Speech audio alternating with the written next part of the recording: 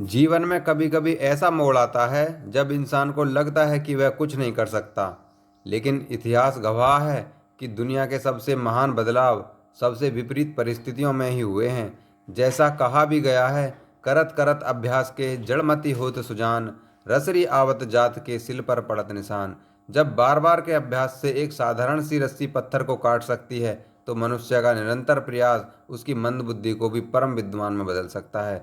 आइए इस बात को समझने के लिए इतिहास के दो बड़े उदाहरणों को देखते हैं। पहला उदाहरण है महाकवि तुलसीदास जी का।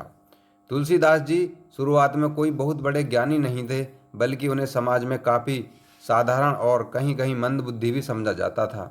उनका विवाह रत्नावली नाम की एक अत्यंत सुंदर और विदुषी महिला से हुआ। तुलसीदास अपनी पत्नी से इतना अगाध प्रेम करते थे कि वे एक पल भी उससे दूर नहीं रह सकते थे। एक बार रत्नावली जब अपने मायके गई थीं, तो तुलसीदास को उनका वियोग सहन नहीं हुआ। उस दिन भयंकर आंधी तूफान आ रहा था और मूसलाधार बारिश हो रही थी। आधी रात को तुलसीदास अपनी पत्नी से मिलने के लिए उनके गांव की तरफ भाग पड़े। रास्ते में उफनती हुई गंगा नदी थी। कोई मल्लाह वहां नहीं था। अपनी सुध बुध खो चुके तुलसीदास को पानी में बहती हुई एक लाश दिखाई दी। उन्होंने तीव्र अंधकार और व्याकुलता में उसे लकड़ी का लट्ठा समझ लिया और उसी के सहारे नदी पार कर गए। जब वे रत्नावली के मायके पहुंचे, तो घर का मुख्य दरवाजा बंद था। वे पीछे के रास्ते गए। वहां छत से एक रस्सी लटकी हुई दिखाई दी। वे उसी रस्सी को पकड़कर ऊपर चढ़ गए। असल में वह कोई रस्सी नहीं, बल्कि एक जहरीला सांप था जो दीवार के सहारे लटक रहा था। जब रत्नावली ने तुलसीदास को इस हालात में देखा, तो वो हैरान रह गईं।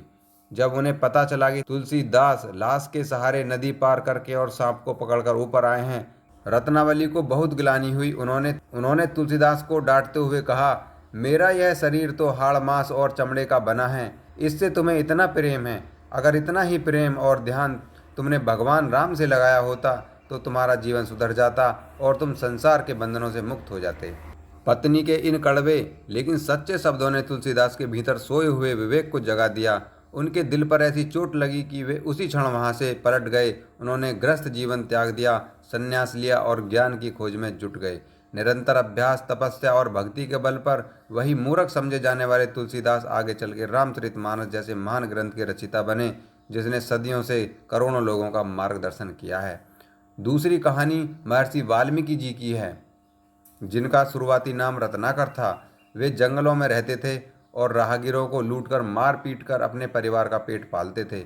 एक दिन डाकू रत्नाकर ने जंगल से गुजर रहे साधु संतों को पकड़ लिया। रत्नाकर ने उन्हें डराया, धमकाया और सब कुछ सौंप देने को कहा। साधु बिल्कुल नहीं डरे। उन्होंने शांत मन से रत्नाकर से एक सवाल पूछा, हे रत्नाकर, तुम यह जो लूटपाट और पाप का काम कर रहे हो, यह किस लिए कर रहे हो?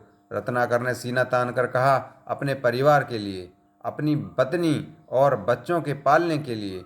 साधु ने मुस्कुराकर कहा, ठीक है, क्या तुमने कभी अपने परिवार वालों से यह पूछा है, तुम्हारे इस पाप के कर्म में और इसके मिलने वाले भयंकर फल में क्या वे तुम्हारे हिस्सेदार बनेंगे?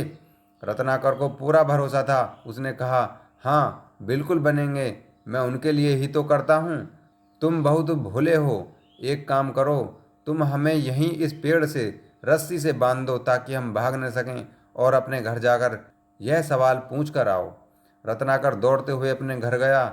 उसने अपनी पत्नी और माता पिता से पूछा, मैं तुम्हारे लिए रोज पाप करता हूँ, लोगों को मारता लूटता हूँ, क्या तुम मेरे इस पाप के भागीदार बनेंगे? सबने एक सुर में मना कर दिया। उन्होंने कहा, कदापि नहीं, हमें भोजन और सुरक्षा देना तुम्हारा कर्तव्य है, लेकिन तुम उसे सही तरीके से लाते हो या गलत तरीके से, यह तुम्हारा निर्णय है। तुम्हारे पाप की सज़ा सिर्फ तुम्हें भुगतनी होगी, हम उसमें साझीदार बिल्कुल नहीं होंगे। यह सुनते ही रत्नाकर के पैरों तले जमीन खिसक गई। जिन लोगों के लिए वह अपनी आत्मा बेच रहा था, वे उसके पाप में साथ खड़े होने को तैयार नहीं थे। वह दौड़ता हुआ वापस जंगल गया, साधुओं के पैर पकड़ लिए और रोने लगा। साधुओं ने उसे सांत्वना दी और कहा कि तुम प्रभु का नाम जपो। लेकिन रत्नाकर के पाप इतने गहरे थे कि उसकी जुआ से राम शब्द निकल ही नहीं रहा था। तब साधुओं ने उसे मरा मरा जपने को कहा। रत्नाकर एक पेड़ के नीचे बैठ गए और लगातार मरा मरा मरा जपने लगे। जब मरा मरा को तेजी से बार बार बोला गया, तो वह अपने आप राम राम राम में बदल गया। वे सालों तक एक ही जगह बैठकर बिना हिले डुले तपस्या करते रहे, यहाँ तक कि उनके शरीर पर दीमकों ने अपनी बॉबी बना ली। दीमक की बॉबी को वाल्मीकि कहा जाता है। जब वे इस कठिन अभ्यास और तप से बाहर निकले तो वे डाकू रत्नाकर नहीं बल्कि महर्षि वाल्मीकि बन चुके थे, जिन्होंने संसार को सबसे पहला महाकाव्य रामायण दिया। इन कहानियों से हमें ये शिक्षा मिलती है, कोई भी इंसान जन्म से मूर्ख, पापी या कमज़ोर नहीं होता। आपके अतीत में क्या हुआ इससे कोई फर्क नहीं पड़ता। फर्क इससे पड़ता है कि आज आप क्या बनने का संकल्प लेते हैं। तुलसीदास जी को उनकी पत्नी के शब्दों ने बदला तो डाकू रत्नाकर को संतों की सही सीख ने बदला।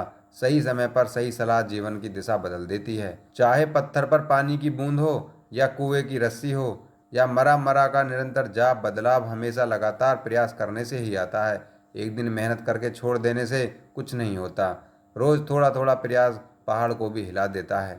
वाल्मीकि जी की कहानी सिखाती है कि हमारे गलत कामों का बोझ अंत में हमें ही उठाना पड़ता है, कोई दूसरा उसमें हिस्सा नहीं बांटेगा। इसलिए कर्म हमेशा नेक होने चाहिए। तुलसीदास जी के पास प्रेम की तीव्र ऊर्जा थी, बस वह गलत दिशा में थी। जब वही ऊर्जा ईश्वर की तरफ मुड़ी तो वे महान बन गए।